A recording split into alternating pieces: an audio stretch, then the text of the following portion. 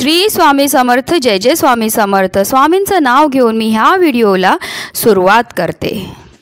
नवीन वर्षाला सुरुवात झालेली आहे आणि नवीन वर्षातला पहिला गुरुवार म्हणजे 4 तारखेला आहे मार्गशीर्ष महिन्यातला चौथा गुरुवार। त्याचबरोबर ह्या दिवशी आली आहे कालाष्टमी आणि कालाष्टमीच्या दिवशी महादेवांची उग्र रूप असलेले कालभैरवांची पूजा करण्याची प्रथा आहे आणि म्हणूनच जे आहे आपल्याला उद्याच्या दिवशी जेवढी जास्त महादेवांची सेवा करता येईल तेवढी करायची आणि त्याचबरोबर उद्या आहे मार्गशीर्ष महिन्यातला चौथा गुरुवार म्हणून आपल्याला माता लक्ष्मीची सुद्धा विधिविधानपूर्वक पूजा करायची, सेवा अर्चना करायची आणि त्याचबरोबर आपल्याला गाईला ही एक वस्तू खायला द्यायची आहे ज्यामुळे आपल्या आयुष्यामध्ये असणारे सर्व अडचणी, सर्व संकट, सर्व दोष हे दूर तर होणारच आहेत, पण त्याचबरोबर आपल्या 7 पिढ्यांचं दारिद्र्य सुद्धा नष्ट होणार आहे। अत्यंत उच्च कोटीची ही सेवा आहे जी आपल्याला उद्या गायची करायची आहे। त्याबद्दल सविस्तर माहिती मी तुम्हाला ह्या व्हिडिओमध्ये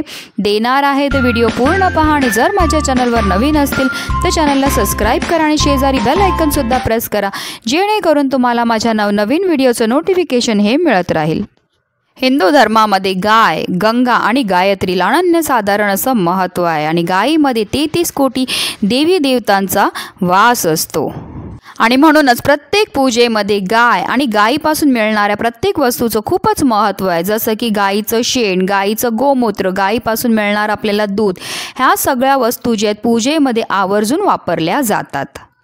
ज्या घरामध्ये नित्य गायीची सेवा केली जाते त्या घरामध्ये कधीही कोणत्याही प्रकारचा वास्तुदोष हा राहत नाही। श्री हरिविष्णूंनी सुद्धा आपल्या कृष्ण अवतारामध्ये गोमातेची सेवा केली होती आणि म्हणूनच त्यांना गोपाळ हे नाव सुद्धा मिळालं होतं। गायीचा जन्म हा समुद्र मंथनातून कामधेनू गायीच्या रूपामध्ये झाला होता आणि त्याचबरोबर माता लक्ष्मीचा जन्म सुद्धा समुद्र मंथनातूनच झालेला होता आणि म्हणूनच जे आहे गायीला माता लक्ष्मीचं स्वरूप देखील मानलं जातं। गाय ही 11 रुद्रांची आई आहे, 8 वसूंची कन्या आहे आणि 12 आदित्यांची बहीण आहे आणि गायीतला अमृतरूपी दूध देणारी देखील म्हटलं जातं आणि सर्व देवी देवतांच्या पेक्षाही वरचं स्थान हे गायीचं असतं आणि गाय ही स्वर्गामध्ये देखील पूजनीय मानली जाते आणि म्हणूनच जर आपण गोसेवा केली तर आपल्याला सुद्धा स्वर्गाची प्राप्ती होते आणि म्हणूनच आपल्याला उद्याच्या दिवशी म्हणजे मार्गशीर्ष गुरुवारच्या दिवशी आपल्याला गाईला ही एक वस्तू खायला द्यायची आहे ज्यामुळे आपल्या आयुष्यामध्ये असणारे सर्व अडचणी, सर्व संकट हे दूर होणार आहेत। उद्या आहे मार्गशीर्ष महिन्यातला चौथा गुरुवार, त्याचबरोबर उद्या आहे कालाष्टमी आणि म्हणूनच उद्या आपल्याला सकाळी लवकर उठून आपली देवपूजा करून घ्यायची आहे। जर तुम्ही उपवास करत असतील किंवा नाही जरी करत असतील तरी तुम्हाला उद्याच्या दिवशी जी आहे माता लक्ष्मीची विधिविधानपूर्वक पूजा करायची आहे। माता लक्ष्मीसमोर आपल्याला गाईच्या तुपाचा दिवा प्रज्वलित करायचा। जर तुम्ही उपवास करत असतील तर जी तुमची पूजेची मांडणी आहे ती तुम्हाला पूजेची मांडणी करायची आहे, माता लक्ष्मीची आरती करायची आहे आणि जेवढी जास्त आपल्याला माता लक्ष्मीची सेवा करता येईल तेवढी करायची आहे। त्याचबरोबर उद्या आपल्याला महालक्ष्मी अष्टकमचं पठण आवर्जून करायचं आहे आणि निरंतर जे आहे ओम श्री महालक्ष्मीये नमः, ओम श्री महालक्ष्मीये नमः ह्या मंत्राचा निरंतर जप करत राहायचा आणि त्याचबरोबर उद्या आहे कालाष्टमी आणि म्हणूनच जे आहे आपल्याला उद्या महादेवांच्या सेवेला सुद्धा खूपच महत्त्व आहे। जर तुम्हाला मंदिरामध्ये जाणं शक्य असेल तर आवर्जून जाऊन या, नाही शक्य असेल तर घरी बसून सुद्धा एक माळ ओम नमः शिवाय किंवा श्री शिवाय नमस्तुभ्यम ह्या मंत्राचा तुम्हाला जप करायचा आणि संध्याकाळी जेव्हा आपण आरती करतो माता लक्ष्मीला आपण नैवेद्य दाखवतो त्याचबरोबर आपल्याला गाईला सुद्धा घास हा द्यायचा आहे। अतिशय महत्त्वाची गोष्ट आहे, मार्गशीर्षचा गुरुवार आहे आणि त्या दिवशी जर आपण गोमातेची ही सेवा केली तर त्यामुळे आपल्याला माता लक्ष्मी बरोबर श्री हरिविष्णूंचे भरभरून असे आशीर्वाद मिळणार आहेत। तर चला जाणून घेऊया ती कोणती वस्तू आपल्याला गाईला खायला द्यायची। तर आपल्याला गाईला पिवळी केळी खायला द्यायची, त्याचबरोबर एक गुळाचा खडा सुद्धा आपल्याला खायला द्यायचा आहे कारण थंडीमध्ये गुळ आणि उन्हाळ्यामध्ये गाईला जर आपण पाणी प्यायला दिलं तर त्यामुळे आपल्याला 33 कोटी देवी देवतांचे आशीर्वाद हे मिळत असतात। तर आपल्याला गाईजवळ जाताना जे आहे आपल्याला एक आरतीचं ताट घेऊन जायचं आहे, त्याचबरोबर एका तांब्यामध्ये पाणी घेऊन जायचं आहे आणि पिवळी केळी आणि गुळाचा खडा ह्या वस्तू आपल्याला घेऊन गाईजवळ जायचं.